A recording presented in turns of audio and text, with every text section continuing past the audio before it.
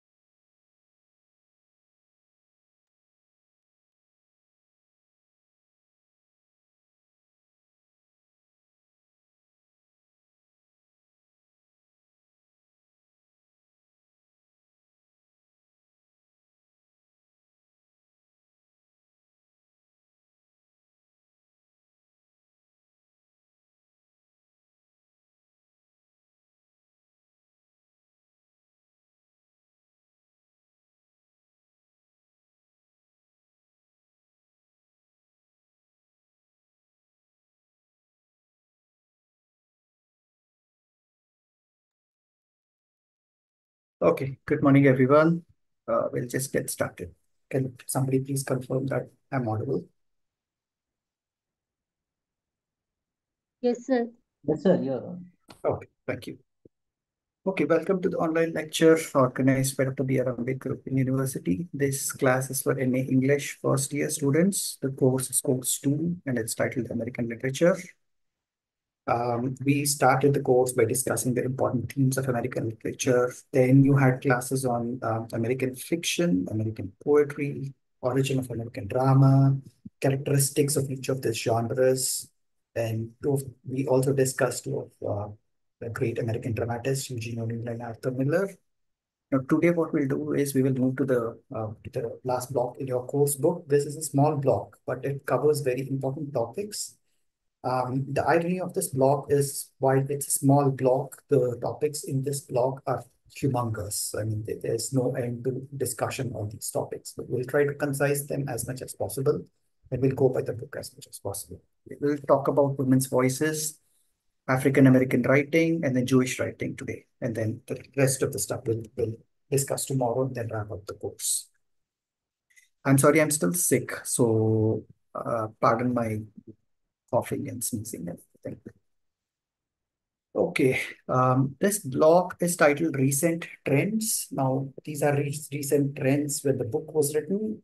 There are some other trends that have been added to this. When you talk about now, then some more trends might come out. But we'll discuss whatever the recent trends are that the book talks about first. And then we will talk about if the book has missed anything, then we will talk about those. Okay. Like I said, this block is titled Recent Trends, and we will first look at women's voices, and then we will move on to the other two topics. So now, usually when somebody says women's literature, what does that mean? When we say women's literature, what does that mean? Is it literature written by women? Is it literature written about women? So what is women's literature? Anybody?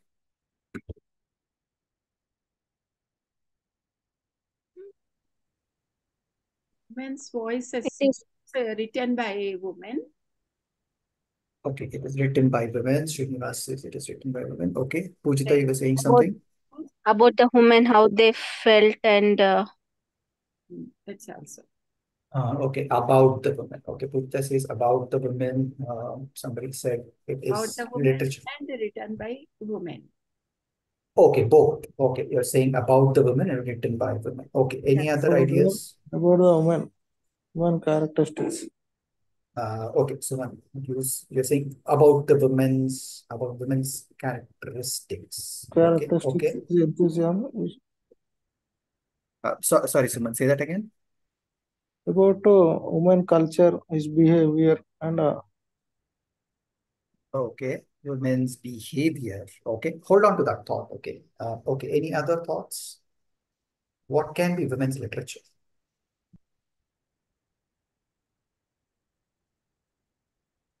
Literature written by women Okay, are in favor basically, of women, in what favor?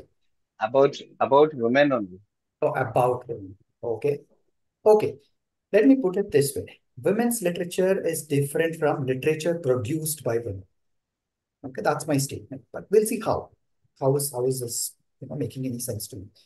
Women's literature must have a strong focus on women's experience, like Pujita initially mentioned. It has to be about what the women are experiencing. Okay, that experience is the key word here. Women's literature must have a strong focus on this particular aspect of literature. Okay. So one important criterion is that women's literature deals with women's experience from within. What does that mean? You have to be a woman to experience what women are going through, right? I let's say I'm a man, and then I cannot say I'm writing something about women, and then I know their subjectivity. I know what women are experiencing, right? Is that possible? Do you think a man can write about a woman and then say that the man understands what the woman is going through? Maybe at a certain level he can, but then can you 100% say that yes, he understands what the woman is going through, and then he is correctly representing what the reality is. Do you think a man can write women's literature? I see no, it can't some songs exactly can't about women's feelings, experience. songs. somewhat difficult to boys to written. Okay, somewhat difficult. Okay, Pujita, what were you saying? It is not Can't possible, is it? feel the exact experience what they are feeling.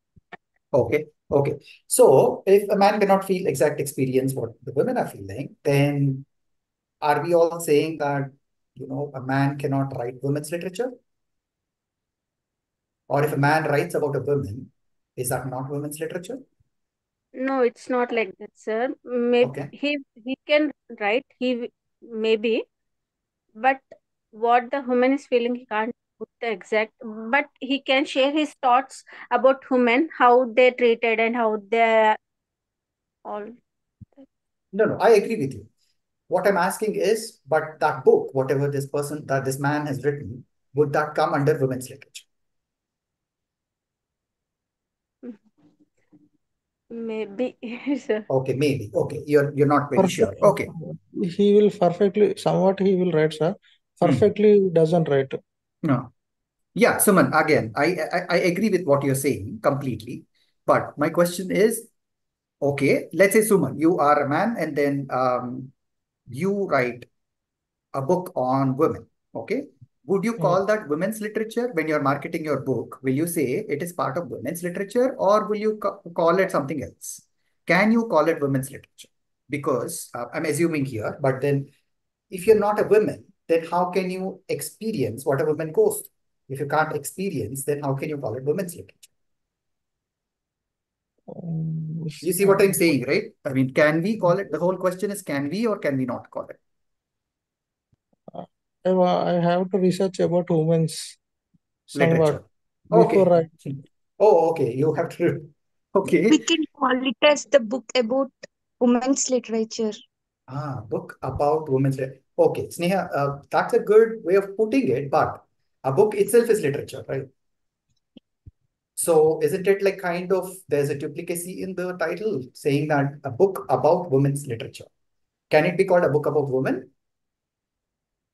Okay, the Yes. reason why I'm pushing you all so much is because there is a very thin line between the terms that we use. Okay, what constitutes women's literature and what constitutes something else? There is a very thin line. And then again, like I've been telling in the classes, there is the answer kind of differs on who you ask.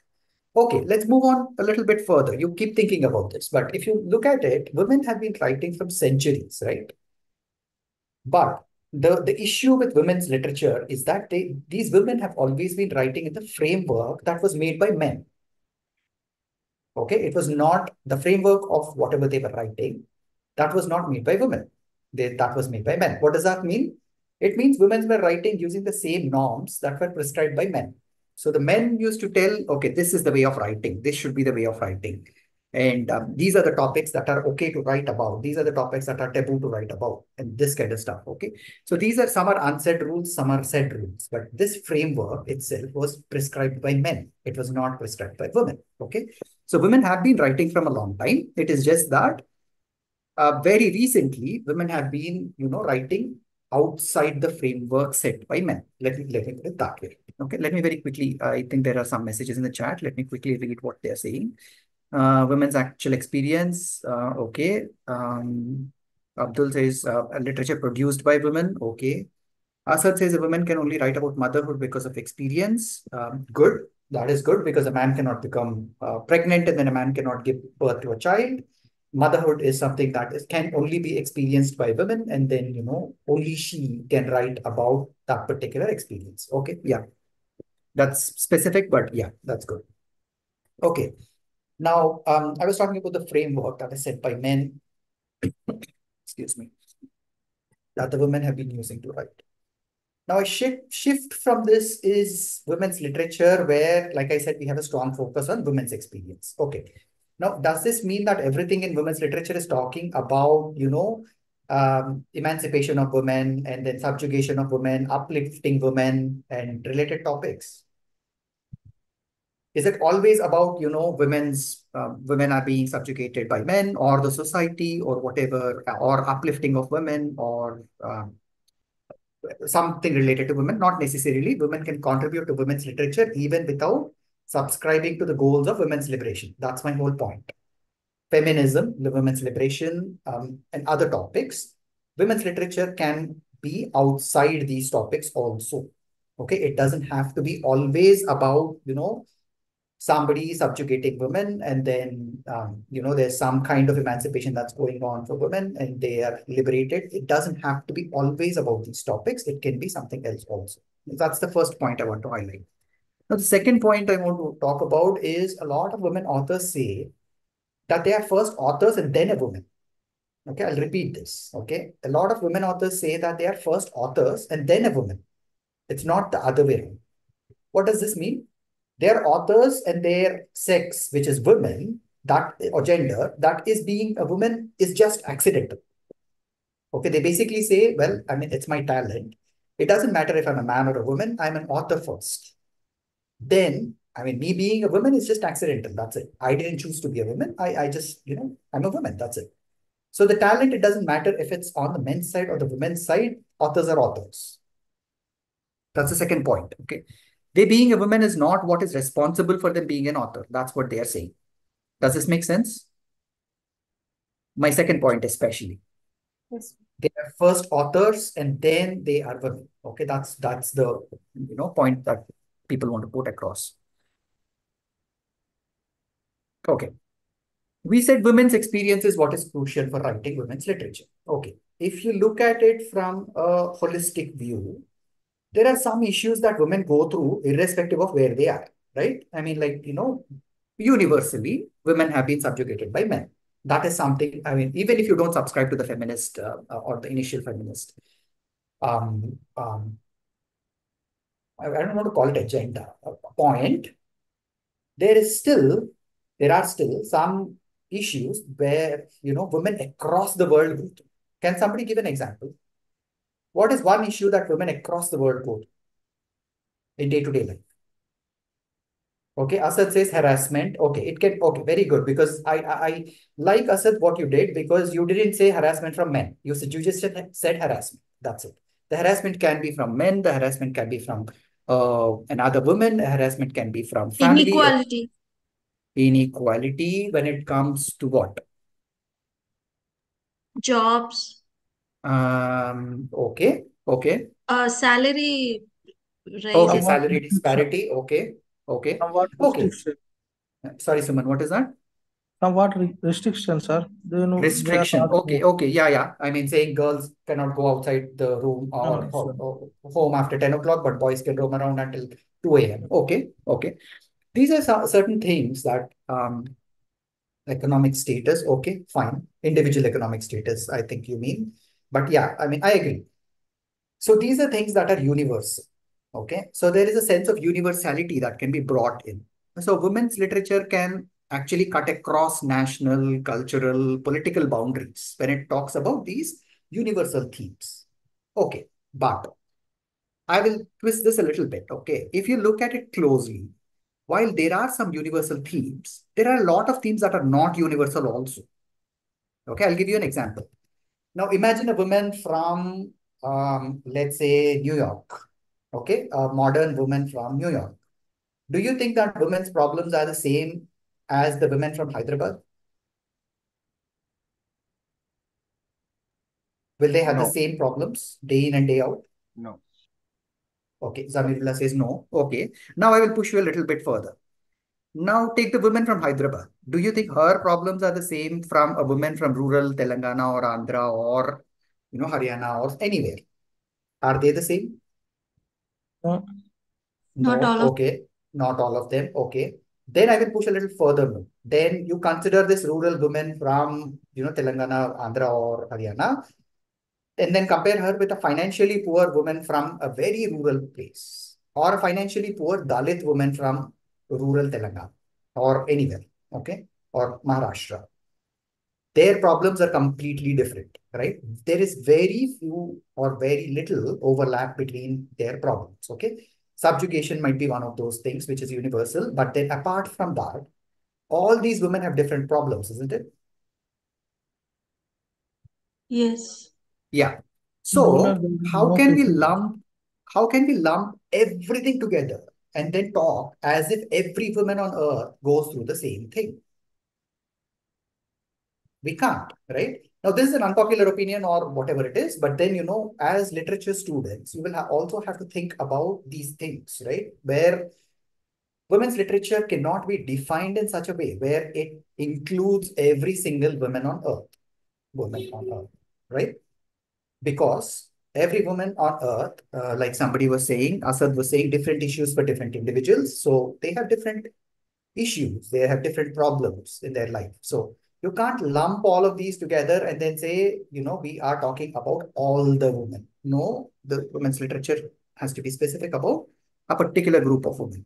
It can be a woman in New York who has different problems versus a woman in a Dalit woman in Maharashtra who has different problems. Okay, so my whole point is when we try to lump something into one particular and give it one name, it is very volatile. It is not stable. Okay, we can't just say everything is women's literature. We can't just say everything written by women is women's literature. Okay, there's a very thin line between what you call women's literature and everything else. So these are the things that you will have to think about. Now, another thing is that because women's experience, I said, is integral to this type of literature, right? I mean, you'll have to be experiencing what women go through to write women's literature. Okay. It is not most time, but sometimes it is confessional in nature. Okay. What does that confessional mean? It's autobiographical in nature. Okay. Confessional basically involves the author revealing, things in their personal life. Excuse me. Like their relationships, their life, their family, their secrets, etc. Okay, that is confessional stuff. Anyway, we will look at two American poets today, I think, Sylvia Plath and Anne Sexton, who use this type of writing in their poetry. You probably have a paper on Indian writing. I'm not sure if it is in this year or next year, but in that paper, you will look at an Indian writer called Kamala Das. You might have heard about this lady. Kamala Das, who wrote confessional poetry. But basically what confessional poetry or confessional work means is they are actually writing, it has an autobiographical tint to it, autobiographical component to it. Okay, anyway, coming back to the American side of things, the first author that we will look at is Joyce Carol Oates. She's still surviving. So that is something that's different from all the authors that we have looked at until now. All the authors that we looked at until now were from the previous century, so they are all, they're all gone. They're dead. Joyce Carol Oates is an American poet. She's a dramatist. She is critic. She has written short stories. She's written a humongous amount of novels, and she's actually written a lot. Okay. Some of her works that your book lists are Mud Woman and The Man Without a Shadow, and you can read the paragraph on her. She's published several novels under the pseudonym. Can anybody tell me what pseudonym is? What's pseudonym?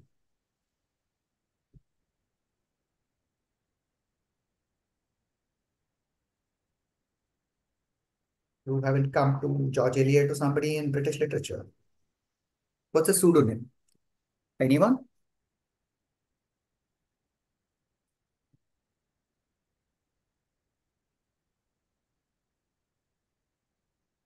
Okay, a pseudonym is like an alias. Okay, what is an alias? It's a fictitious name that a person uses. Okay, usually authors use these pseudonyms, and I will tell you why they use the pseudonym. Some of the authors, they use it for various reasons. Now, specific to women authors, in earlier centuries, they used to use pseudonyms which were male names. Okay, again, I'm not sure if you have come to like 19th century in British fiction, but the famous author Emily Bronte, have you heard about her? She used the pseudonym Alice Bell. Okay, or Marianne Evans is another one who wrote with the pen name George Eliot. George Eliot seems like a male's name, but the actual author is a female. So anyway, back to pen yeah. names. Sorry, say that again. Sorry, is pseudo like pen name? Yeah, we can call it a pen name. Yeah, yeah. So you're actually writing with a different name than your original name. And like I said, women authors from the previous centuries used it because, like I said, they were writing with the framework that was made by men, and women were heavily discouraged as authors. So they used, male pseudonyms. Like I said, George Eliot was the pseudonym, but then the actual person who was writing was Marianne Evans. Okay. So anyway, back to Oates. She used Rosamund Smith and Lauren Kelly as pseudonyms. Now, Oates says something interesting and also ironical. She says, all art is autobiographical. That's her statement. Okay. She says all art is autobiographical. So all art, including literature, is more or less confessional, is what she's saying. It should have some personal elements in it or something like that. Okay. Some personal touch should be there. However, if you look at her work, most of her works don't seem to have any autobiographical elements. Okay, this is why I'm saying what she says is ironic. Okay, he says that it has to be autobiographical, but then we cannot. Maybe there are some personal things, but we cannot. It's not very apparent in her work at all. Okay. Now, what does her work contain, though? She writes about regular American stuff like, middle class experiences, shopping, school children, typical American businessmen, businesswomen, this typical American life, basically. Her characters are very ordinary, but then, if you remember, we were talking about the same thing with Melville and others. Her characters are ordinary, but then, I'm sorry, Hemingway and others. But this is very deceptive. While the characters are ordinary, the themes that she writes about are very complex. Okay, her characters experience like fear, violence, either from other people in the society, or these can also be their internal fears, and then because of that they get depressed and all. So there is murder, there is violence, there is suicide, there is rape, there is all kinds of violence in Oates's work. Okay, now because of this heavy terror, horror, and fear that is abundant in her work, she's also called the Dark Lady of American Letters. Okay, this is something that you might want to write down. Who is the Dark Lady of American Letters? The answer is Joyce Carol Oates. Okay, her name is the third bullet point on your screen for the correct spelling. Okay. The reason why I'm mentioning this is this question keeps getting repeated in the exams. Either the question is, write a short note on Dark Lady of American Letters, or write a short note on Joyce Carol Oates. So unless you know what she's called, you can't attempt the question. So just remember that, Joyce Carol Oates or Dark Lady of American Letters, it's the same person. Now, going back to her characters, most of her characters have issues with the society around them. Okay. They feel out of place in the society they live in, and they feel like they don't belong to the place that they are in. What is this called? We discussed this in first unit as one of the major themes in American literature. What is this theme that deals with people experiencing something, telling them that they are not part of the society they are in? We've talked about this a lot, actually. Anyone? What is this theme called? Where a person or a character feels that they don't belong to that place. Identity. Okay, identity crisis maybe, but another name that's there in your book. If you read the Alienation. first chapter, alienation. Good. Yeah. I'm not sure who gave the answer, but yeah, Adiba has also said alienation. Yes, it's alienation. So a lot of Oates' characters experience alienation. Okay, so remember that. Okay, the next author we will look at is Toni Morrison. She passed away a few years ago, but she is most famous for her novels like The Bluest Eye, Beloved, Tar Baby, etc. Okay, heavily sensitive for some people because of what happens to especially Black people in her novels. Okay, but this is all reality. It's all based on reality. Now, Morrison also won the Nobel Prize in Literature in 1993. Morrison is special for us because she can be talked about in women's writing as well as African American writing. Okay, so if you're writing about African American writing, you can use Morrison and her work. And also while you're writing about women's writing. So she can be put into both buckets. Okay. What did she write about? She regularly wrote about Black people getting, subjugated, strained to live under white standards. This is one of the major things in her or themes in her work. In one of Morrison's novels, in fact, The Bluest Eye, white lives are presented to Black people as very attractive, something that the Blacks should try to achieve. Okay, it's as if, the white guys and white people are gods, and then they are living lives which are so good that the Black people should try to achieve. But everybody knows that they cannot achieve. Okay, so that's again the irony of the story. But this is a story about a little girl. Her name is Pecola Breedlove, and her life. What she does is she equates beauty with the white standards. So she thinks, just because I'm Black, I'm horrible to look at. Okay, she wants the bluest eye, so she can be beautiful. The bluest eye, basically, white people have more blue eyes, so she wanted the blue eyes. And then she thought, just because I'm Black, I'm horrible looking. So she equates beauty with white standards in this novel. So you can see how the white lifestyle and standards are shown as something great, and that the Black people can only dream of. They can't really get it, but they can't just, change the color of their skin. So they really can't get it, but then, it's shown as something great. White lives are shown as something great. Okay, anyway, moving on to women's poetry very quickly. We will discuss two women poets, Anne Sexton and Sylvia Plath. Sylvia Plath is my personal favorite, and both of these are, like we discussed earlier, confessional poets. So they have heavy autobiographical elements in their poetry. Okay, they wrote about their own life. In Sexton's poetry, mental disturbance, victimization, madness, craziness, alienation from the society, all these are very common. And also death. Death is also another thing. Now, Sexton, there's one particular line that Sexton says, which is extremely important, which is, she says, poetry should be a shock to the senses. It should almost hurt. Now, this is something that is, if you, and again, as a student of literature, you will have to start comparing people or comparing authors or comparing poets. Now, Sexton is here saying poetry should be a shock to the senses. It should almost hurt. Okay. Basically, when you read a poem, then your senses should have, intense experiences. That is what Sexton is saying here. This is Sexton's opinion. But if you look at people like, we've discussed some poets in previous classes where their poetry is pretty simple. Okay, they write about simple stuff like Frost, let's say Frost. He wrote about simple stuff. He wrote it in an amazing way, but then it's not like, it shocks your senses to the core. Okay, so there's the difference between, opinions from one person to another person or one writer to another person. Now, this view is very apparent in her poetry also. If you look at Anne Sexton's poetry, it is shocking to most people. Why? Because of her themes. Okay. What did she write about? She openly wrote about women's menstruation. She wrote about abortion. She wrote about incest. She wrote about drug addiction. She did all this when these topics were considered not suitable for poetry. Remember, I was telling about, men decided what is right and what is wrong to write in poetry as well as prose or fiction or wherever. Now, all these things were considered taboo. All these things were considered not topics for poetry. But still, she took all these things and wrote poetry on all these things, which is why the senses are heavily impacted. Now, she did all this while she herself was suffering from mental disturbances.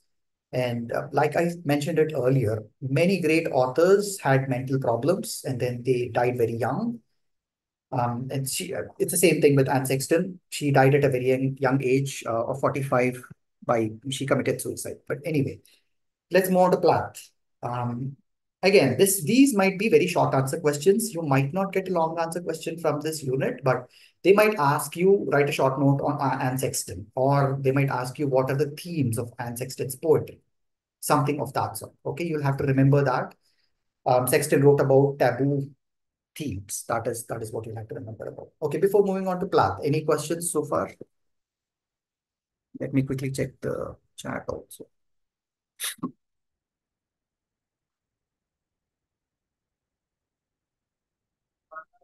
Okay, no questions on the chat. Anybody on the call? No questions? Okay. Let's move on to Plath. Sylvia Plath is not much different from Sexton when it comes to the themes of her poetry, but there are certain themes that are much more predominant in Plath than in Sexton. Now, Plath wrote about death, suicide, isolation, alienation. These are pretty common themes in her poetry. Now, one of the very big and not big, very famous, and then my personal favorite is a poetry collection like Ariel and Winter Trees and this stuff. If you have time or if you are interested in Plath's poetry, please do read those. Now, but then her famous novel is The Bell Jar. This is the thing that people remember actually. She's remembered most for her poetry, but then the novel that she's remembered for is called The Bell Jar. If you again have come to the 20th century British poetry, then you might have heard the name Ted Hughes. Have you heard this person's name, Ted Hughes, in 20th century British poetry? But anyway, if you have not come to that place yet, you will hear Ted Hughes for sure. This guy was Plath's husband. Okay, Ted Hughes and Plath were a couple. Anyway, Plath was again, like I said, just like Anne Sexton, she was also suffering from clinical depression most of her life. She also, like Sexton, died by suicide at a very young age. Like I said, she wrote about similar themes as Sexton, but we will go into them, but your book has one of Platt's poems on, I think, page 207. So please read it when you get a few minutes later so that you understand what Platt's style of writing is. Okay, now let's move on to African American literature. Sir, Yes, in Pujita. women's literature, we have it. Yeah. In assignment question paper, we got a question that what are the common themes of women's literature? Mhm.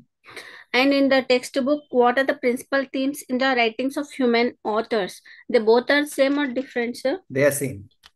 And They the say. other question is here, what are the chief characteristics of human literature? Okay, it's the same. It's pretty much the same, but I would urge you to do a little bit different when you answer these questions. Okay, when they are asking you for common themes in women's literature, then talk about whatever your book lists, but also go to the internet or you read some book for most recent trends. Okay, women are writing; they're not writing in a similar fashion from 500, 600 years, right? I mean, themes have changed. Certain themes that were very, very big and predominant in 19th century were not very big in 20th century. And themes that were big in 20th century are not big in 21st century. So your answer should also deal with the most recent themes also. Okay. So I will say don't only stick to the book, but then stick to the book. Okay. Write everything that the book talks about, but also do a little bit more and then go and then find out what the most recent trends are and then include that in the answer. Okay. Okay, sir. Does that make sense? Yes, sir. Thank you, sir. Okay. And then for the characteristics versus themes, you will have to structure your answer for characteristics a little differently than themes. For themes, no, you have to answer saying that so and so is the themes. I mean, whatever. The following are the themes that are predominant in women's literature. And then you list the theme and then you write a paragraph or two paragraphs for each theme. Okay, that is how you have to structure your answer. Characteristics of women literature, you also have to give a little bit of background on saying why these characteristics have come up in women's literature. Okay, something like using pseudonyms is part of women's literature, right? I mean, that is part of the way women wrote in the previous centuries. You also have to tell in your answer why they used pseudonyms. So there is a little bit of history that is required when you talk about characteristics of women literature. Does that make sense? Yes, sir. Okay. Okay. Thank you, sir. Sure. Okay, any other questions? Or can we move on to African American literature?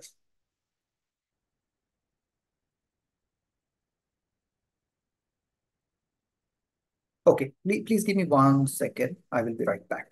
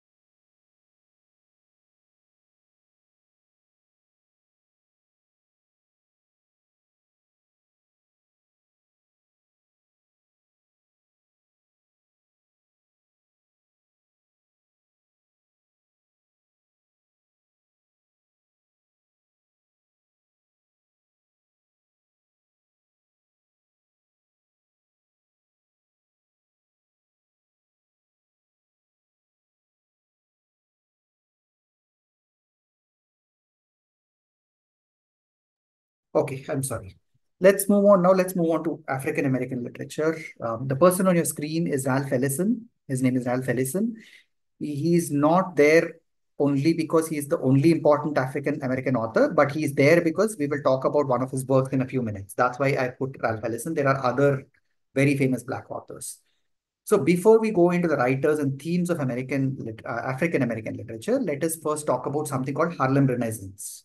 Does anybody know what Harlem Renaissance is? Okay, Harlem is a place in New York. It's a subsection of New York.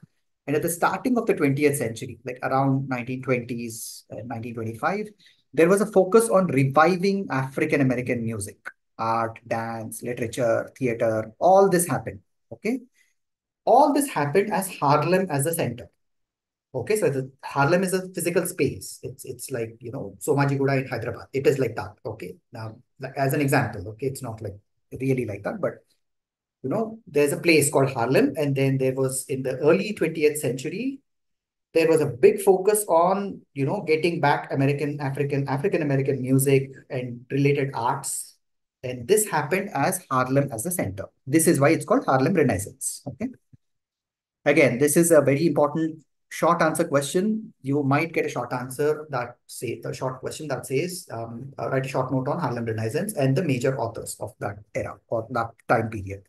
Now, this is considered to have been a rebirth of African American literature, or not literature, arts, actually. It's a rebirth of African American arts. So now the basic characteristic was that, there's a racial pride of African American on their own culture. Now, until that time, uh, if you know the history of US, excuse me, the blacks were subjugated, they were slaves.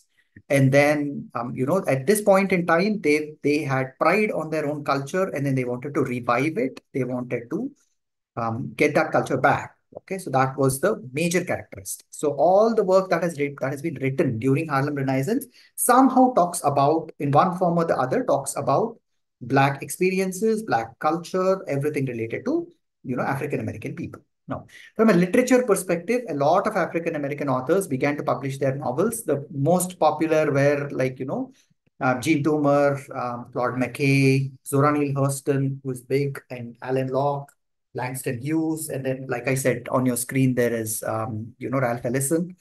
So, yeah, Zora Neale Hurston is also one author that can be put into both categories, just like Toni Morrison. They can both go into both African American authors and women authors. So just remember that.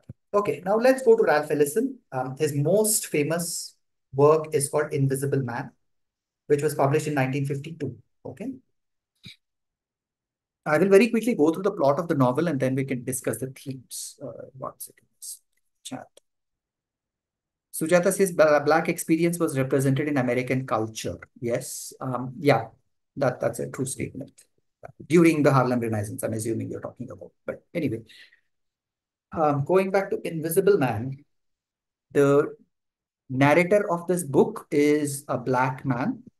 He's unnamed. Okay, we don't know what his name is.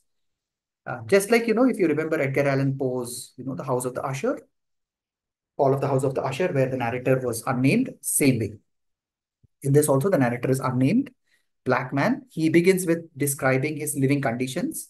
He is in an underground room, and then he thinks about various ways in which he has experienced social subjugation, social invisibility during his life. And he starts to tell his story from when he was a teenager. So the story starts when this Black person was in his teenage. So in his childhood, he lives in a small southern town. He completes his high school. Excuse me. He completes his high school and then wins a scholarship and then goes to attend college. Now, but in order to get the scholarship, he has to first take part in a brutal boxing match for the entertainment of the rich white people. So they say you have to participate in this brutal boxing match, then we will give you a scholarship. Okay, and why boxing match? Because that's fun and entertainment for the rich white people. One afternoon, what happens is the narrator drives this guy, Mr. Norton is his name, and he's a rich college trustee. So he's a white guy. He drives him by. And by chance, he stops at the cabin of Jim Trueblood. His name is Jim Trueblood, who has caused a scandal. Okay. Now, listening to Trueblood's story makes Mr. Norton horrified as he asks the narrator to find him a drink. Okay, he just says, you know what? I mean, this Norton guy is, it's pretty intense for me. Just find me a drink. Now, the narrator takes him to a pub or a bar, which will be filled with, it will be filled with a lot of people who are patients from a nearby mental hospital, and it will also have a lot of prostitutes in it. So these are the kind of people who are there in that bar. Now, the mental patients hurt Mr. Norton. And the narrator and Norton come back to the campus. Okay, they hurt him physically, and then they come back to the campus. Now, college president comes to know about this, and he expels the narrator because he has shown the bad side of Black lives. Okay. Now, what does this mean? The good side of quote unquote, good side of Black lives was only in the college campus where, Black kids are also studying. Everything outside the college is the bad side of the black lives. And then the president of the college gets mad at the narrator because he has shown this guest the bad side of black lives. Anyway, now the president gives the narrator sealed letters of recommendation so that the narrator can get a job somewhere. Okay, he gets expelled, but then he gives a sealed letter. Now this narrator guy travels to New York and distributes his letters, but he doesn't get a job. I mean, this is a pretty. I mean, anybody can guess why. Why? But anyway, he by chance reads the recommendation letter, and in that, the president clearly says the narrator is expelled and he will never allow him into the college again. So even though he gives the letters to the narrator as if they are recommendation letters, in fact, they are not. And then in that letter, he basically says, please don't give a job.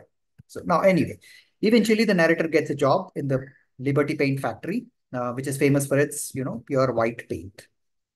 Okay, these are some things that you'll have to subconsciously think about. Why is it famous for pure white paint? But anyway, he gets into trouble at the factory. He's admitted into a hospital. Then after leaving the hospital, he faints on the street of Harlem and is taken by, this old-fashioned woman. Mary, I think is her name. But anyway, he sees an elderly black couple getting evicted and gives a speech to everyone present there. Now the crowd gets excited and, they hurt the police officials who are supervising this whole thing. Narrator somehow escapes. He's later asked by the leader to join a group called the Brotherhood, and he starts living by giving speeches in rallies and everything. At first, everything goes okay, but then he gets into trouble with a guy who thinks that the Brotherhood is actually being controlled by whites. So some things happen, and then the narrator thinks that the Brotherhood doesn't have any interest in actually solving problems of the black people. They are just a political party. And then later riots break out in Harlem. Then the narrator realizes that the Brotherhood has been waiting for something like this to happen. And in one of the riots, the narrator escapes into an underground coal bin, a coal mine, not mine like a coal bin.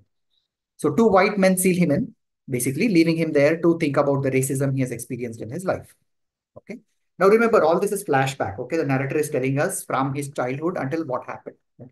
Now, when the story returns to the present time, the narrator says he's ready to return to the world because he has spent enough time hiding from it.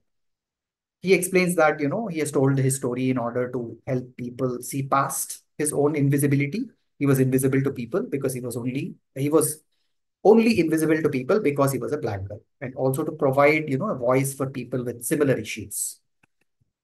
Now, that's how the novel kind of sort of ends. The novel talks about invisibility of the narrator, which is the invisibility of his identity, right? Somebody was talking about identity earlier, but what it means to be a black man and what being a black man and being a black man, how does he confront his life and how does he confront the problems of his life? Now, what Ellison is basically portraying is the life of a black person in a white society, okay, where, everybody is white, but then you are black. And then there are certain problems that are very apparent, but there are also problems that are not apparent.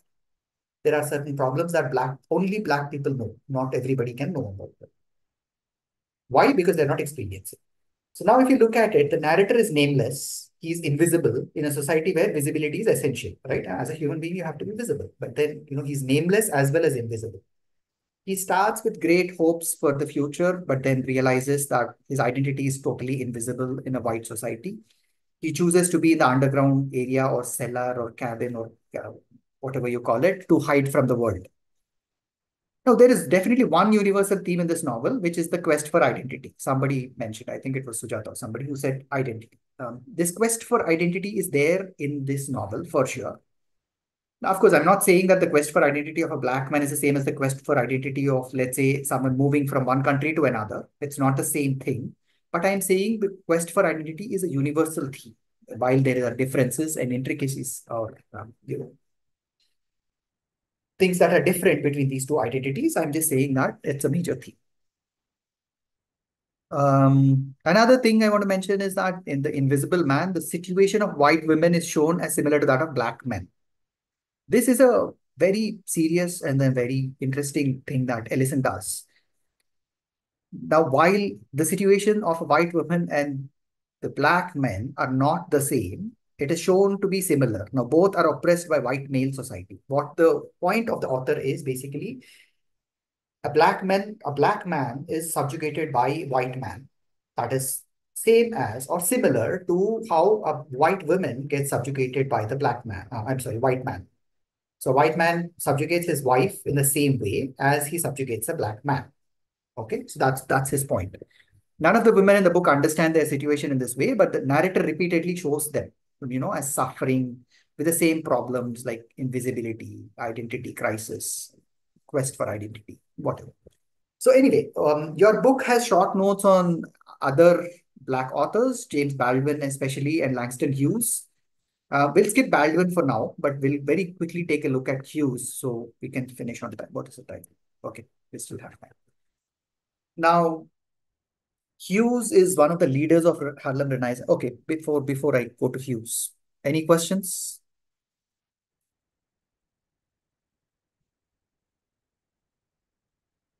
Okay, good.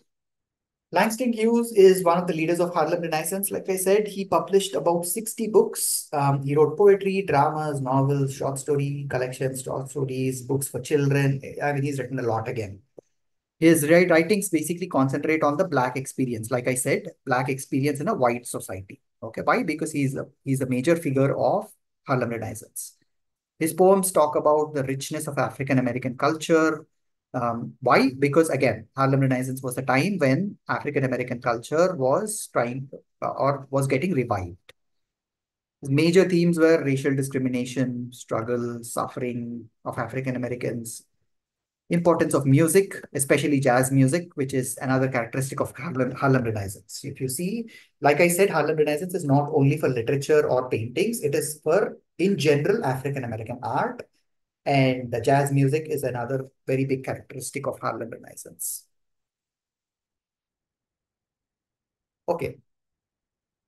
How do you answer questions from this unit? What are the major themes of Sylvia Plath and Anne Sexton's work? Now, this can be a single question or it can be different questions also. They can ask, what are the major themes of Sylvia Plath's poetry? Or they can ask, what are the major themes of Anne Sexton's poetry? The good thing is both these poets, while they are different in certain ways, they are also very similar in certain ways. Their themes, like I said, deal with death, suffering, mental health issues, mental illness, madness, mental disturbances, that kind of stuff. Okay. And then, like I said, this is a very repeated question in the exams. Write a note on Harlem Renaissance. You can talk about what is Harlem Renaissance, why is it called Harlem Renaissance, when did it happen, and what are the major characteristics. Okay. Does everybody understand what Harlem Renaissance is? That's a very important time period to understand the African American culture and subjectivity. Or do you have any questions on Harlem Renaissance?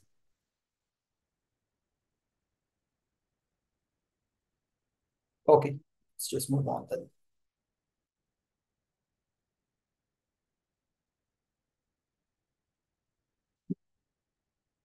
Okay, recap questions from this unit are: who wrote Invisible Man? Anybody? Who is the author of Invisible Man? Ralph Ellison. Yeah, Srinivas, I can't hear you actually. Can you be a little louder? Ralph Ellison.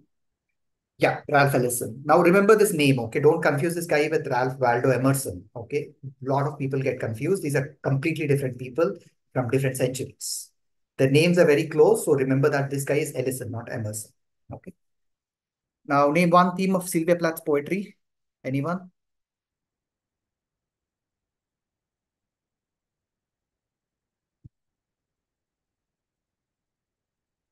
Okay, I'll just answer it. Death is one of the themes of Sylvia Plath's poetry. Toni Morrison won the Nobel Prize. True or false? The answer is true. She won it in 1993. Okay. Now, there's one thing before we go on to the next topic. There's one thing that I have been meaning to ask or discuss. We have been talking about themes and motives. There is a very subtle, but not subtle. There is a kind of difference between what is a theme and what is a motive. I think I've discussed themes, but then I did not discuss what motive is. And I don't know if your other counselors have done it. So does anybody have an idea on what is theme and what is motive? Oh, sir. What's a theme? We discussed theme earlier. What's the theme of a work?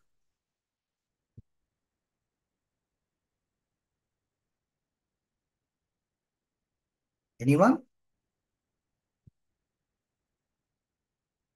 Okay, Asad says core point. Okay. Okay. Core point of the work. Sujata says theme is subject. Theme is subject. Okay. Concept. Okay. Okay, then what is motive? If theme is the subject, theme is the core point, theme is the concept, what is motive?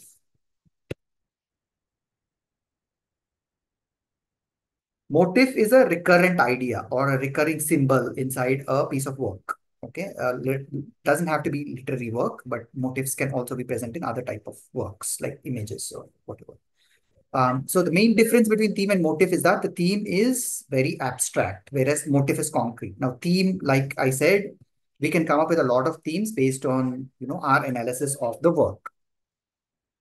For some people, like I said, friendship can be a theme in Melville's Moby Dick between Ishmael and Queequeg. But for some other people, it cannot be friendship, but then, excuse me, it's something else. So a theme can differ from one person to another, especially the minor themes. Major themes usually people agree on.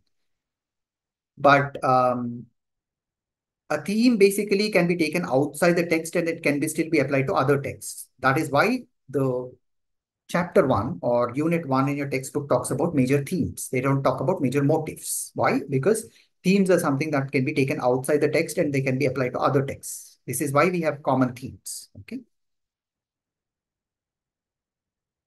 Now, motif is a recurring symbol. Like I said, for example, like we just talked about invisible man, right? Blindness is one of the motives. When the narrator is in this boxing match and at the starting of this novel, when I said, he has to he has to go into a boxing match for him to in order to get scholarship. He is blindfolded, and then there are other areas in the novel also where blindness comes across as a motif. So this keeps repeating. Okay. It recurs basically throughout the novel and generally represents how people wantedly avoid seeing and confronting the truth. Basically, it's not that people are stupid. People know what's going on. It is just that they are wantedly not seeing the truth about African American lives. Okay. So recognizing themes is usually easier than recognizing motives because we kind of need a deeper understanding of the work. Be it, again, like I said, be it a poem or a novel or anything else, we need a deeper understanding of the work in order to recognize the motives. Okay. Now you understand what's the difference between theme and motive. Just keep this in the back of your mind because this is nothing specific to American literature. It's across art. It's across literatures.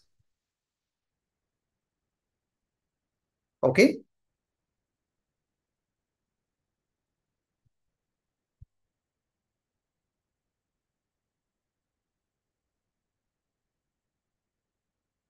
Okay, before I end the class, I am going to very quickly send you sample. I have this. Does everybody have access to the chat? Can somebody confirm? Yes. All right, I'm very quickly going to send you a PDF file in the chat. Okay, it has question papers, previous question papers from the previous years. It doesn't have all the question papers. It's only a set of question papers that somebody sent to. Okay. So you can download it from the chat. I just sent it to you. Please confirm that it's there. It's a PDF file that's called old question paper sample, something like that.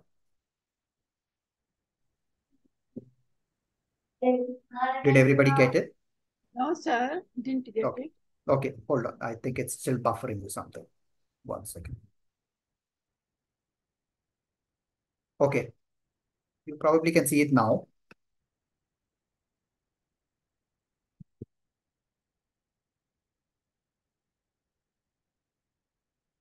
Does everybody see a message that says old question papers?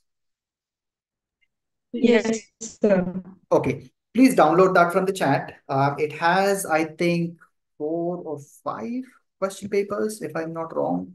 And then this is only to let you know how American literature question papers are. I'm not talking about the standard of question papers because the standard is really good, but more about, what kind of questions keep coming in and what kind of questions keep repeating. that kind of stuff. You will get a fair idea of how the question papers are modeled. Okay. So when you get a chance, take a look at this. In tomorrow's class, I will upload or I will send you a little bit of notes and also another PDF. Okay. But that's in tomorrow's class. For today, this old question papers, you take a look at it. Let me very quickly open it. I'm not sure how many question papers it has.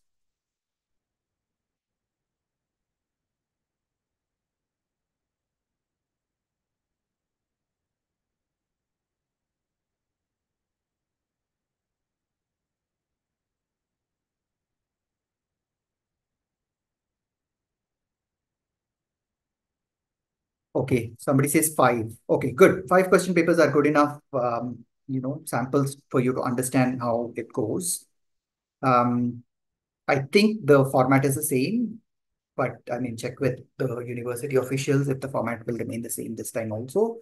The long answer questions are usually, about analytical in nature. So you will have to actually analyze a piece of work and then write the long answer questions. And the short answer questions are usually very straightforward. Like if in the first question paper, if you see there's a question number 11, which says, write a note on Hemingway's style. We have discussed this, at length when we were talking about Hemingway. It's very straightforward, simple sentences, no complicated, no complex sentences. His writing style is very straightforward. He doesn't use, complex sentences and complicated words. He mostly uses parataxis, which is, one sentence after the other. And he doesn't explain anything that is not required to be explained. So all this will come under this answer. Okay. New elements involved Whitman's poetry, explain the term beat poets. I mean, these are pretty, we have discussed all of these actually. So whenever you get time, go through these and then you will get a good. What I would suggest is first go through the book and then go through the question papers. Don't do the other way around. Because if you go through the book and then go through the question papers, you will know if you are ready for the exam or not. Okay, so do it the other way. First go through the book once at least, and then go through the question papers and then see how many you can answer. All right. Okay, let's take a pause here for today and continue in the next class. In the next class, we will talk about Jewish Sir, writing. Yeah. I have a question. Uh-huh. So, for the women's literature, Mhm. other than the contribution of the British women authors, like, I'm sorry, other than racism, would you consider any other themes that are, very specific for American literature with respect to women's literature? Racism is not as big as a theme for women's literature than African American literature. For women's literature, it's more about, okay, when you talk about Toni Morrison, if your answer is talking about specifically African American women, then racism is a main theme, like Toni Morrison's, like I said, Blue Style. If you're not talking specific to African American literature, then racism is not the topmost theme. It's the regular universal theme, like subjugation of women, where women are not, be it white or black or whatever it is, they are being subjugated either by men or by the society in general. So that should be the topmost theme that you should be talking about, not racism. Does that make sense, Samira? Yeah. Okay. What is specific to American women's literature is it depends on which century you're talking about. Okay, if you're talking about, early part of 20th century, then women's literature themes are different from the time when Toni Morrison or Alice Walker or Zora Neale Hurston, these people are writing. Then the themes are a little different. Okay, right now, if you talk about women's literature in the US, then the themes might be different. So it depends on which century you're actually talking about. And I think it's the same with any literature, not just American literature in specific. Any literature will have the similar, trend. But there is not like a quintessentially American theme that only American women's literature have written, or women authors have written about. Okay. Thank you, sir. Sure. Okay, Sujata is asking Unit 19 Jewish writing is this unit important? Yes, it is important. It might come out as a long answer or a short answer also. We will discuss Bernard Malamud, who is the most famous Jewish author, tomorrow in one of his works. And it might come in as a very short answer saying, write a short note on Bernard Malamud, but it might also come as a long answer saying who are the Jewish American authors, and then how did their work influence the society in general, or, it can be anything from there. Okay. So one last question. Yeah, go on. So when we quote the authors and all that, when we write the long answers, is it very important to quote the words of the author, or for example, paragraph or like No, some points from the text itself? no. While it is good, I mean, you can see how it makes the answer very good, right? I mean, you're directly quoting the author or citing the author. While it makes it look really good, it is not mandatory. Why? Because understanding the work and analyzing the work in your own way and then writing a cohesive and a coherent answer is much, much more better than actually quoting the author verbatim. Okay, I would prefer and I would suggest don't strain your brain in remembering exactly the words that the author has said. More often than not, if it's just one line, then you can remember all the words. If it's more than a line, then you will forget one word or the other. You will anyway not quote them properly. Okay, it's very difficult to remember more than one line verbatim. Okay, so I would say don't spend energy on remembering what the author has said, and then quoting paragraphs of what they have said. Instead, I would say take the time in analyzing the work and then writing a more structured answer instead of, random sentences following each other. Write it in a structured way. Like it should have an introduction. It should have, something that the question is asking about. I keep repeating this in classes, and where also, I mean, in the previous years also I've done this. Some people just don't read the questions. Please don't do that mistake. Please read the question. The questions are extremely simple worded questions. So understand what the question is asking first and then write the answer. Don't just, write the answer reading half the question. Okay. Because I keep giving this example again and again. One of the students has written about Mahatma Gandhi when the question paper was asking about women authors. Okay, please don't do that mistake because, no matter how much you write about Mahatma Gandhi, if the question is asking about women authors, then no matter how much ever you write, you're still not going to get marks, right? So please understand the question and then, how much ever you write, even if it's like one paragraph, two paragraphs, or whatever it is, make it relevant to the question. Okay, so Samira, I know it's a long-winded answer, but then to answer your question directly, no, I would prefer you not, trying to remember what the author has said. If you have a very good memory, then yes, please go ahead. But for regular people, please don't try to remember what the author has said verbatim. Instead, write about it in a structured way. That is more important for the answer. Okay, Excuse me. especially poetry. Please don't try to write poetry unless you can really remember poetry. Please don't write poetry in the answer sheet. Okay, it is not going to work out because as human beings, we are extremely, extremely prone to forget things. Okay. Excuse me, sir. Yes. Sir, now that our online classes are finished, Hmm. I had a simple doubt. Like Hmm. for the preparation of our exams, is Hmm. that necessary, to go through only textbook or any other sources are also needed, to frame the answer, how to structure our answer? Okay, good question, Hoshin. The thing is, your textbook is more than enough for your exam. Okay, but I will add a caveat here. It is more than enough to pass the exam. Okay, but if you want to get really good marks and then get distinction or whatever you're aiming for, then there's nothing stopping you from going to other sources and then getting a better answer. Like I just said, if the book or if the question paper is asking about what, let's say there is a question that says, what are the recent trends of women's literature, American women's literature? Okay, you can talk about what that book is talking about. It will get you marks. For sure, it will get you marks. Okay, but the book was written, I don't know, 10 years ago or 8 years ago, or whenever it was written. There are other trends that have come up in the past 8 years, right? So that will not be there in the book.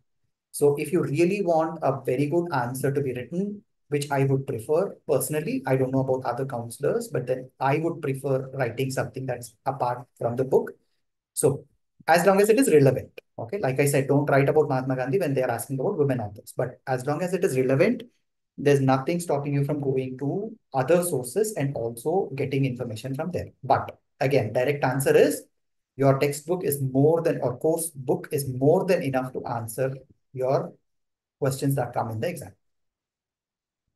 Okay, it's hardly 200 pages, Nausheen. So I would urge you to read every single page of it. I understand poetry is a little intensive, but then, it is poetry. It is supposed to be intensive.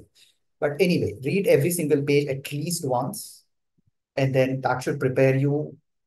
I mean, you'll do great as long as you are semi-perfect with the course book. Okay? Yes, sir. Thank you very much. Yeah. Why am I asking this question? Because in our assignment too, we had a question called "What is the importance of songs in Native American literature?" So the answer in the textbook was very short. It was given in Right. just Right. so It's there I hardly a got paragraph. confused. Yeah. Yeah. Yeah, you can go out, especially for assignments. Okay, there's nothing stopping you from going to the internet, going through Wikipedia. See, the problem, the thing is not that the university or whoever is correcting your paper is tested, especially the assignments. They are not actually testing your knowledge. Okay, they are actually testing how well you can construct the answer. We all know that, you're looking at the book or you're looking at Wikipedia or somewhere on the internet and writing the answer. It's not like you're sitting and writing your own answer, right? We know that. That is not what is being tested in the assignments. What is being tested in the assignments is how well you construct the answer. Even if you're getting it from somewhere, do you have an introductory paragraph? Do you have a conclusion paragraph? Is the answer relevant to the question? That kind of stuff. So if you're more than welcome to go to Google and then say, what is the impact of, or what is the role of songs, or what is the importance of songs in Native American literature, and get it from there, as long as it is relevant. Okay? Okay, sir. Thank you very much. Sure. Hello, sir. How many lessons do you want to read to pass on the Ashwini, I pass? can't hear you at all. I don't know if anybody else can hear you, but can you bring the microphone closer to your face, or can you talk a little louder, please? How many lessons want to read, sir, to pass? Just to pass. I still can't get. Just to pass, what are you doing? How many lessons? How many units, blocks we read? How many units, blocks do you read just to pass? Is that your Yes, question? sir, because of I am doing two courses at a time, PG and BD. Okay, yeah. I'm sorry, I'm laughing, but then, okay, that's a question that I cannot answer in a proper way. The reason for that is there are only 5 blocks in the whole book. It's hardly 200 pages. Like I said, your other course, I don't know how intensive it is, but this book, majority of it is just stories, actually. So go through the stories. I mean, the answer you can always analyze in your own way and then write it. Okay. So my suggestion, the only way I can answer this is don't leave any question. Okay. Write something. As long as it is relevant, write something. Okay. Don't write somebody's life story, but then, just write whatever is relevant, you write. Okay. There's nothing like, you have to read unit 1 and unit 2, and then you will pass. There's nothing of that sort. It depends on how the question paper is set and everything. Okay. So like I said, it's all stories. You can just read it in a few sittings. Okay. One Saturday or Saturday, right after these classes, just sit and then read the whole book and you're done. All right. But some important questions send in groups, sir. Important questions. Sir, does Okay. feminist Again, this is something that I discourage most of the times. where you ask for important, where the students ask for important questions. There's nothing called important questions for one reason. Why? Because the minute I give important questions, you will only study those, but then they might not even one question might come in the exam. Why? Because of the way the question paper is set. Okay, whoever is setting the question paper might go across the units. So which is why I'm telling you, read the book again, but I cannot give you important questions, but I can give you important units. Okay, tomorrow's class, at the end of the class, I will tell you which units are very important for the exam. Okay, that I can do. I can't give important questions. I can give you important units. Okay, as long as you read those units, you will find at least, you know, a good percentage of questions coming from there. Does that make sense? Okay, sir. Sir, one last question. Sorry to bother you. No, not at all. Not at all. We still have time until 1:15. So yeah, go away. Yeah, go on with your question. Sir, the questions which are given at the end of the lesson, are they enough? Are they sufficient for us to get prepared? Yes. Yes, they are. Why? Because the end of the chapter questions cover the chapter. Okay. So if you're perfect with the questions that are there at the end of the end of the chapter, and there are also, like, I think there's something called check your progress or something like that in the middle Yes, of sir. the chapter. There Yeah. are. If you are perfect with those questions, then, you know, somebody asked what is required to just pass. So I'm hoping that, you know, that's enough, because the end of the chapter questions cover everything that is there in the chapter. Sir, Yes. sorry for asking this question. Can you please recap? I mean, can you please explain once again about the Black Ads movement and death of salesman, both the topics? Death of Salesman is a drama by Arthur Miller. What exactly? Do you have a specific question about Death of Salesman? Death of Salesman. No, there are in these all the question papers, they are repeating the question on death of salesman in one or the other way. So we need to know the whole concept of death of salesman, sir. It's a story, actually. It's a drama. Like I said, it's a drama written by Arthur Miller. So you can, I gave a very quick overview of the plot. Okay, Pujita, I will request you to go back to the YouTube video. Okay. And then, you know, just listen to it. If you have time, I would urge you to listen to it today. And then if you have subsequent questions, I can answer them tomorrow. Is that okay? Okay, sir. Thank you. Yeah, yeah. It's And just the Black basically it's a Ads. story. It's a story about a salesman who is, you know, who is a failure in life, and then ultimately he kills himself, and you know, it ends on a very sad note. Okay, it's a drama. Okay, sir. I will check that. And about the Black Ads movement, sir. Write a note on the Black Ads movement. You're saying black cats? Yes, sir. ARTS. Oh, black arts. Okay, okay. Black arts movement. Is that question in American literature? Yes, sir. Okay. Are they asking about? Can you write a note on Black Arts movement? Black arts movement? Okay, BAM. Okay, okay. That is it's a short notes, is it? It's a short notes question. Yeah. Okay. So Black Arts Movement, it's basically, I mean, as the name suggests, it's an African American kind of movement, and it is not specific to, hold on 1 second, okay? It's not very specific to, oh, sorry, my computer is acting up.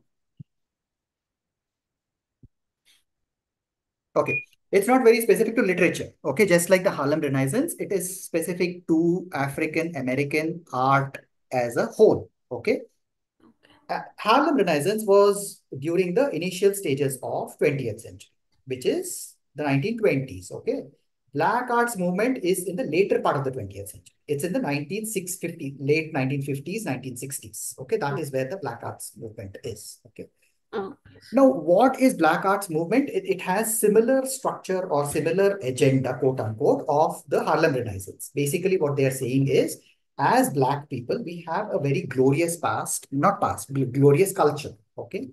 So we have to represent this particular glorious culture in front of everybody. all these things that we have done as Black people, which are amazing when it comes to arts, all these things have to be put in front of the whole world. Okay. So basically, the main theme of Black arts movement is Black pride. They are taking pride in being Black people, and then they are making these creative art artifacts where it's all the creative artifacts done by Black American people or Black African American people are put in front of the whole world with one particular goal, which is Black pride, with pride on their culture. Okay. Okay, So sir. basically, Harlem Renaissance, if you know about Harlem Renaissance, you can also write about Black arts movement. Okay. The only difference or the major difference is the time period. Okay. Okay. Harlem Renaissance was at the starting of the 20th century, and Black arts movement was at the end of the 20th. Not end, but then, like I said, like 50s and 60s. Okay, sir. Thank you, sir. Okay. But like I said, the quote unquote agenda wise, it's the same thing. Okay, sir. Sir, hello. Yes. Today we discussed women's voices theme, sir. Hmm. Is it similar to the feminist themes? Feministic Okay. theme? Since Good there are question. like male feministic writers also. Okay, yeah. Can anybody answer? I'm sorry, what's your name? Jaya Vishnu, sir. Okay, Vishnu. Can anybody answer Vishnu's name? Vishnu, sorry, Vishnu's question, please. It's a very interesting question. What Vishnu's question is we discussed about women's voices today. Is that the same as feminist voices? Because Vishnu is saying there can be male feminist authors, right? There are tons of authors who write about women. And then they say, women have to have equal opportunities, equal rights, and whatever. So is that the same as feminist, authors? Can anybody answer? Anybody has any thoughts on this? It's a very interesting question. Feminist can be a part of women's literature, sir. Very good. Yeah, feminists can be a part of women's literature, but why? Why can't it be the other way around? So what you're saying is all feminist writing is women's literature, but all women's literature is not feminist writing. That's what you're saying, right? Okay. Vishnu, does that answer your question? That's a very good way somebody has put. I'm sorry, I didn't see the name. Yes, sir. But most of the women's voices doesn't discuss the women's voting and other big issues like that, sir. Women's voting was a very big movement in the West. Okay, it's called women's suffrage movement. This was at the beginning of 18th century, Vishnu. This is not something that is there in 21st century. It's about the 18th century we are talking about. We are talking about Mary Wollstonecraft and these kind of people. Okay, it's called women's suffrage movement. If you have time, not suffrage. Okay, suffrage. That's the word. Try to Google or something on women's suffrage movement, and that talks about women's voting rights. Okay, that was in the 18th century, not in the 21st century. So that's again a very good point. Why? Because women's suffrage and women's rights about voting might have been a very big theme in the 18th century, early 18th century to mid 18th century, but it's not a very big thing now. Why? Because in most countries in the world, women can vote. Right? So there is not much to talk about women's voting rights now. Why? Because almost all countries have women voting already in place. Does that make sense? Yes, sir. Okay. So the way somebody put it, that's a very good way of putting it. All feminist writing, feminism is a movement. Okay. Women's literature is a genre. So these are two different things, right? Women's literature, all feminist writing most women, okay, I can't say all. Most feminist writing can be women's literature, but women's literature is not just feminist writing. It has many more things inside. So When you say a man can write feminist literature, yes, a man can write feminist literature because feminism is a movement, right? So it has certain, quote unquote agenda. I'm not talking about agenda as in a derogatory term, but I'm talking about, we need this equal opportunity for women, equity in certain places. These are the things that are points in the feminist, the scheme of things, right? So as long as the themes are somehow talking about these things, then yes, it is called feminist literature. If Okay, I think I'm complicating it a little further, but you see what I'm saying, right? Not all women's literature is just feminist literature, but feminist literature mostly is women's literature. That's the difference. And women's literature is a genre, and then or a type of literature, but feminist literature, feminism is a movement, and the literature that talks about that movement is feminist literature. Now that can be written by men, women, whoever, any gender and sex.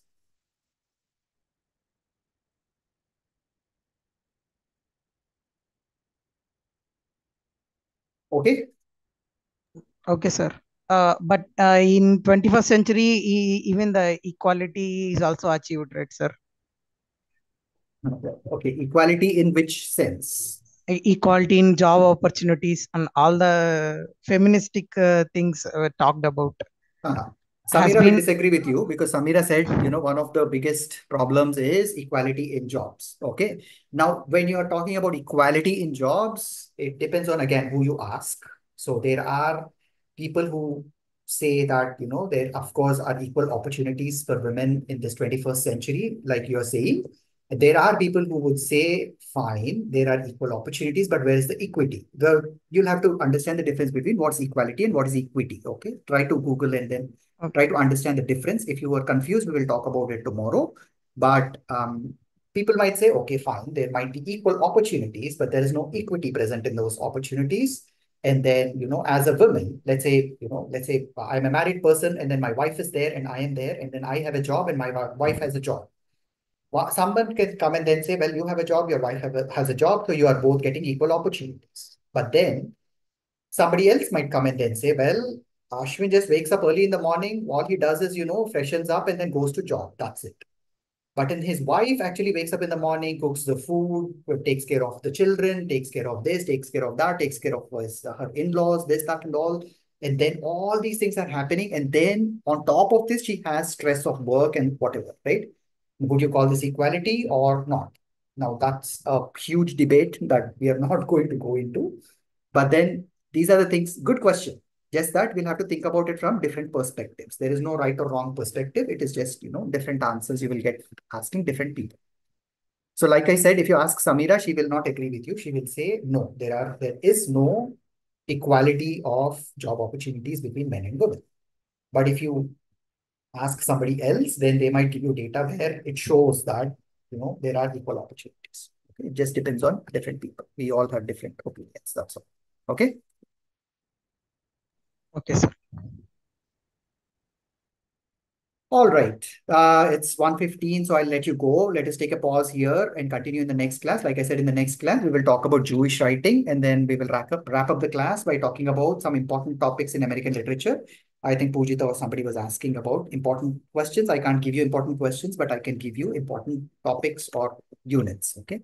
Then I will also share, like I said, a few notes tomorrow. They are not from your book. They are from other places. These are not my notes. I just collected these from somewhere. All right. Okay. If you don't have any other questions, we will wrap the class up for today and then we will meet tomorrow.